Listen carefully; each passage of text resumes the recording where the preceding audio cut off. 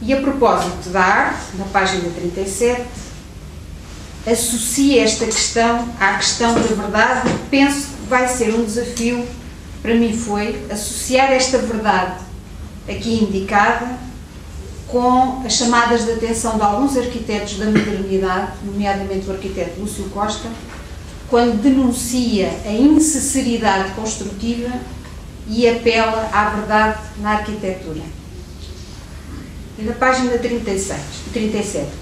dando-se num mundo necessariamente humano, pertencendo a esse mundo, a arte não é, porém, um acontecimento propriamente humano. Não é mera manifestação ou produto de um sujeito criativo, singular, gênio, ou coletivo, sociedade, cultura, mas sim erupção de uma verdade e um ser mais originários e profundos que, embora sem dúvida se dêem no homem e através dele, não se confirmam a este, antes o envolvem e abrem essa dimensão sua não definida, não limitada, não identificada, não determinada nem determinável, a que Heidegger chama normalmente o ser. A questão da arte, questão da verdade, é, pois, uma das formas de colocar a questão do ser, que constitui o tema melódico do pensar heideggeriano, em qualquer das fases em que se costuma dividir o seu itinerário filosófico. E esta questão do tema melódico tem depois, na mesma página, um desenvolvimento dessa melodia foi realizado seguindo um método mais característico da composição musical do que da exposição filosófica, o da suíte de variações. Me pareceu interessantíssimo, particularmente para relacionar com a pintura, e mais particularmente com as variações em pintura, ou seja, quando o pintor sente necessidade de ir devorar a pintura de outro mestre e tentar perceber o que é que ele procura na pintura do outro mestre que vai devorar e o que é que ele encontra e como é que ele depois resolve isso na sua própria pintura. E a propósito disto, lembrei-me de um texto sobre pintura de um escritor, que é o Hélder Macedo, e que ele a dada altura diz: o quadro que figura uma árvore ou o poema que descreve a mesma árvore só tem em comum a árvore que nenhum deles é, chamando a atenção que o quadro é pintura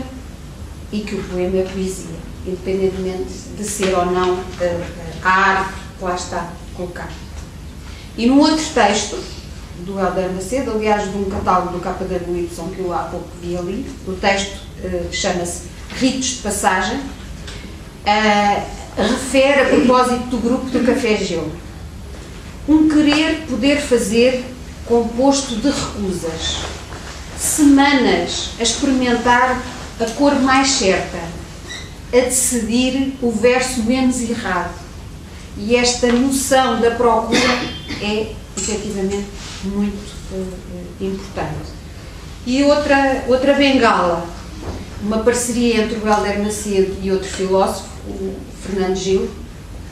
numa obra que eu considero notável, chamada Viagens do Olhar, e que tenho imensa inveja de não ter inventado este título para mim, porque acho Viagens do Olhar extraordinário,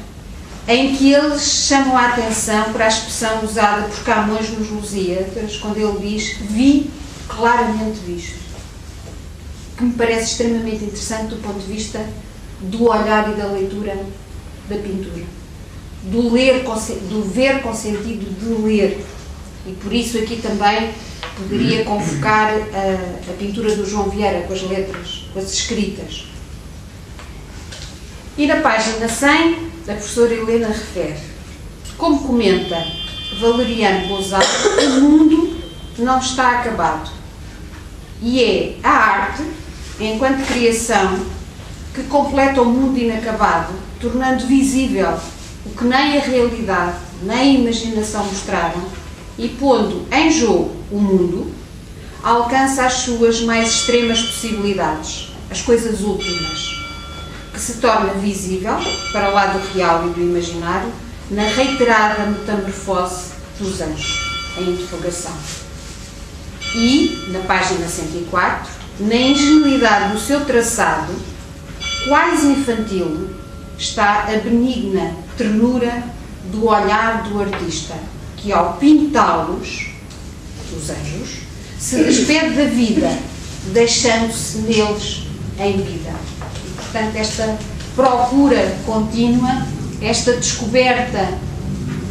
não só dos modos de ver, mas dos modos de dar a ver, é extremamente interessante nesse processo interrogativo. Há um conceito no livro que me parece extremamente importante para relacionar precisamente com a arquitetura. Na página 20, que é o conceito de Heimat, de terra natal, pátria, e que a dada altura se fala na questão dos nacionalismos. E achei muito interessante, a propósito das conferências que o Heidegger dá em Frankfurt, em 1936, e que vêm mencionados na página 38, em contexto alemão da cidade de Frankfurt, a propósito deste conceito de pátria e de terra natal, e desta crítica a uma cultura desenraizada, é extremamente interessante perceber que no mesmo período, contemporaneamente, do ponto de vista da arquitetura, precisamente na cidade de Frankfurt, nós tínhamos uma dualidade da cultura arquitetónica, com os arquitetos tradicionalistas a reivindicarem esse enraizamento cultural através de uma construção arquitetónica de coberturas de duas pendentes muito marcadas, de cobertura tradicional, que deixavam expressar a tradição e o perfil daquela cultura, e um outro grupo de arquitetos modernos da nova arquitetura que defendiam as coberturas planas, que eram profundamente criticadas porque eram exatamente a marca desse desenraizamento. E, portanto, tínhamos ali duas arquiteturas contemporâneas na mesma cidade, através de exposições de arquitetura que eram bairros, de um lado de uma rua, do outro lado da outra rua, duas sociedades de arquitetos, os modernos, os tradicionais, que a dada altura nas publicações periódicas teve a designação da Guerra dos Telhados. Era a cobertura da arquitetura que fazia essa dualidade e esse confronto entre, poderíamos dizer, citando talvez a Françoise Choët, entre progressistas e culturalistas. E passa-se exatamente na mesma altura e na mesma cidade em Frankfurt. E ainda a propósito desta questão da importância da verdade na arquitetura, o arquiteto brasileiro Lúcio Costa, respondendo insistentemente a essa procura de um estilo nacional, salientava que não devia existir a preocupação de se fazer um estilo nacional, por considerar que o estilo viria por si, alertando para a importância da simplicidade e da sinceridade em pequenas frases panfletárias. Sejamos simples, dizia o Lúcio Costa, sejamos sinceros, evitemos a mentira. A denúncia da insinceridade construtiva como causa da decadência da arquitetura era evidente ao relembrar o que na arquitetura, precisamente o Parthenon, o Lúcio Costa relembrava, em que tudo era construção, tudo era honesto, onde as colunas efetivamente, os arcos realmente trabalhavam, isto é, nada mentira, considerando em contraponto que a arquitetura brasileira estava transformada em mera cenografia. E por aqui também me parece extremamente interessante relacionar com o que a professora Irene escreve na página 31, a propósito do Parthenon, quando refere a vigência atemporal das obras de arte. E, portanto, esta questão da temporalidade presente nessas obras. Depois também a questão do clima e aquilo que fala em relação ao Winkelmann. E, eu se calhar já me estou a alongar, mas prometo que vai ser breve, não posso deixar de salientar uma pequena referência que me pareceu enorme, na página 228, quando diz criar é recomeçar. E então lembrei-me de um arquiteto português que eu achei que vinha mesmo a calhar. Diz ele, Cisa Vieira, considera que inventar é muito difícil. E que aquilo a que se chama invenção nasce da informação e, por isso, da aprendizagem,